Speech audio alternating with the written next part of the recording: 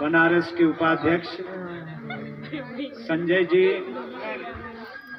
इस वार्ड के सम्मानित पार्षद के प्रतिनिधि आदरणीय रमाशंकर जी, हमारे पूर्व प्रधान आदरणीय रितेश जी, इस कार्यक्रम के संचालक और गांव में जो विकास हो रहा है उसके सूत्रधार हमारे मंडल के पूर्व अध्यक्ष और भारतीय जनता पार्टी के बनारस जिला के प्रतिनिधि प्रकाश राजभर जी, अधिवक्ता आदरणीय प्रवीण जी, हमारे पूर्व मंडल के अध्यक्ष हमारे कमलेश मौर्य जी, भाई धनंजय जी, रविशंकर श्रीवास्तव जी, आदरणीय फागू राजभर जी, रोशन राजभर जी, अब वहीं का मिलल खाए कि तो है क्या उतना देत नहीं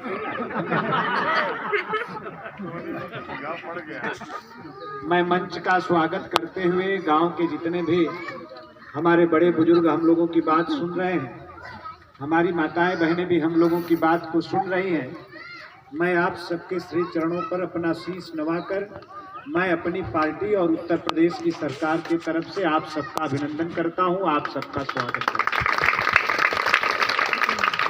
समय कम है इसलिए मात्र 2 मिनट में अपनी बात को मैं खत्म करूंगा। हमको ठीक से याद है, आज प्रकाश राजभर जी ने कई पुरानी बातों को याद दिला दिया। जब मैं कुछ नहीं था, बस ऐसे समाज में घूमता था, राजनीति करता था, वो संघर्ष का समय था और पूरे बनारस को ही नहीं, पूरे पूर्वांचल को ही नहीं, बल्कि पूरे उत्तर प्रदेश को एक घटना ने झकझोर कर रख दिया था। जब हमारे कई दर्जन लोगों की जान यहां पर गई,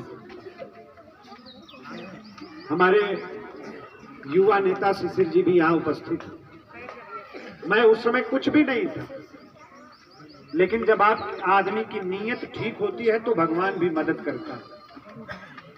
सच्चे मन से हमने ये सोचा कि हमारे अपने लोग जो हैं, जिनके घर के लोगों की जान गई है, उनकी कैसे मदद हम करें। तो उस जमाने में भी हर परिवार को मैंने 25-25 हजार रुपया की मदद कराई। आज के जमाने में आप जोड़ लें तो कितना पैसा हो, उस समय 25-25 हजार रुपया की मदद की। और जब आप सब लोगों ने आशीर्वाद दिया, समर्थन दिया, सहयोग किया, हमको विधायक बनाया, मोदी और योगी जी ने मिलकर हमको मंत्री बना दिया, तो हमारा एक ही संकल्प था कि 75 साल में जितना पैसा नहीं आया होगा विकास के लिए, उतना पैसा 10 साल के अंदर लाकर अपने क्षेत्र का विकास करूंगा, अपनी जनता को मदद करूंगा, उसको सुविधा देने का काम करूंगा। और आप हिसाब किताब लगा लीजिएगा, हमारा गणित जरा कमजोर है, आप लोग खूब हिसाब किताब लगा लीजिए।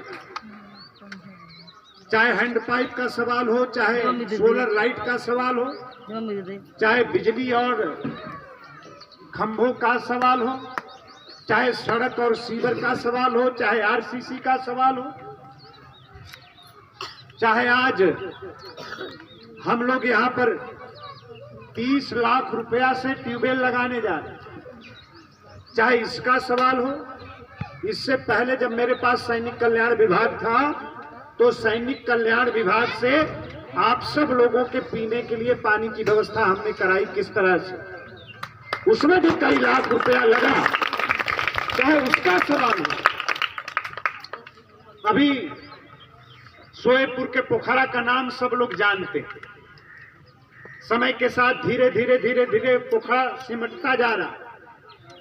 अगर इसको तुरंत नहीं बचाया गया तो इस पर भी डाका डालने वाले डाका डाल ले जाएंगे। और इसलिए हमने फैसला किया कि कुछ भी हो जाए, सोएपुर के तालाब को, सोएपुर के पोखरा को हमें किसी भी सूरत में बचा कर रखना है। हमारे गरीब परिवार के लोग हैं, गरीब समाज के लोग, उनके उठने बैठने की जगह, उनके नहाने धोने की जगह कोई स्थान ही नहीं गांव में।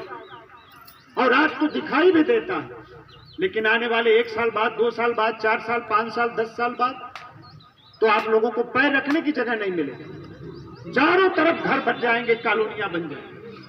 और इसलिए हमने फैसला किया अब तालाब का सुंदरीकरण होने जा रहा है और उसके लिए 86 लाख रुपया का हमने इंतजाम किया है। 86 लाख रुपया से आपके पोखरे का सुंदरीकरण होगा, उस पर घाट बनेंगे। और अभी मैं कह कर आया हूं प्रकाश से 86 लाख रुपया कम पड़ जाए तो हमसे और पैसा ले लेना, लेकिन तालाब का सुंदरीकरण ऐसा कराओ कि जेकर वहां न जाए का मन करे वो सुबह शाम जाके वहां बैठे उठे, कहीं घूमे टहरे। इतना बढ़िया तालाब को बनवा देंगे। और पीने के लिए पानी आप सब लोग जानते हैं, विद्वान लोग कहा करते हैं कि हमारी जो शरीर बनी है 5 तत्व से मिलकर बनी है ना, छितजल पावक गगन समीर। पानी भी शरीर का एक हिस्सा है। 5 तत्व मिलकर हमारा शरीर भगवान ने बनाया है और उसमें पानी एक तत्व है। अगर हमको पीने के लिए पानी न मिले तो हम जिंदा नहीं रह सकते, है ना। बिना पानी के जिंदगानी नहीं है।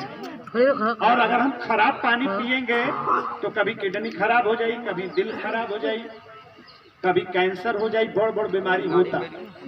कैसे इलाज हुई, कैसे जीवन बची। तो आदमी के सामने सबसे बड़ा संकट है कि उसको पीने के लिए अच्छा पानी मिले। और इसीलिए पहले एक उधर पानी की टंकी छोटी सी बनवाया और अब मैं जानता हूं कि उतना से काम बनने वाला नहीं है और इसलिए आज एक ट्यूबवेल लगाने का भी काम हम लोग करने जा रहे हैं, जिसके काम की शुरुआत आज होने जा रही है। और ये भी ट्यूबवेल जो लगवाने जा रहा हूं, ये भी ट्यूबवेल 30 लाख रुपया से लगेगा। 30 लाख रुपया इसमें खर्चा हम करेंगे। तो यहाँ जब ट्यूबवेल लग जाएगा तो किसी को पीने के पानी की समस्या नहीं रहेगी। और 5 करोड़ रुपया से अलग से पानी की टंकी लगवा रहा हूं। वो पानी की टंकी बनकर तैयार हो जाएगी तो कम से कम आने वाले 50 साल तक सोएपुर के लोगों को पीने के पानी के लिए तरसना नहीं है। 50 साल तक का इंतजाम हमने किया है। इस 10 साल में 5 साल पिछला कार्यकाल और 5 साल ये कार्यकाल, ये 10 साल में ऐसा इंतजाम कर रहा हूं कि आवे वाला कम से कम 50 साल तक पिए के पानी बदे हमन के परेशान न हुए के पड़े। तब 5 करोड़ से पानी की टंकी, 30 लाख से ट्यूबवेल और 15, 16, 17 लाख से वो, ये 3 चीजें बनवा दिया हूं।